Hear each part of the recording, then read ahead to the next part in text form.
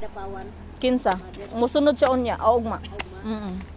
Moderate ang tagani mi dito kaya lang mahal ang singil sa mga pamasahe. Oo.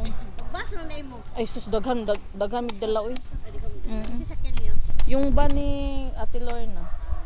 Ay papyo at Ay pa, Kuan kung dirigikan mo dagan mig 12. Oo, kasama na gas. Bukod pa yung 2 araw na gamit. ano na mo direk ban sa to. Naadi ay. Kung daghang kay mig mga kontak sa ban. Oo. Kay nakasaan man mo. Hindi, nung kahapon o sang adlaw, mangita mo yung taglain kay kuan man mahal man good. Sige, pila mo kabuok ra. Kuan 8. Ang pamasay mo og Davao jud diri.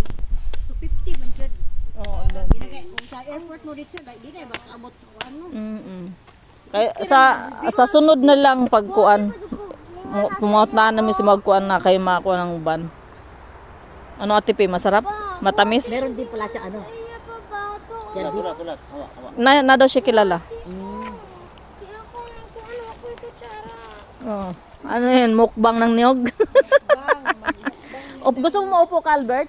Doon sa kurot namin ni Doon sa ano? Doon sa payag-payag. Sa kubo. May aso? Tara. May aso. Takot kasi sa aso, day. May ayam.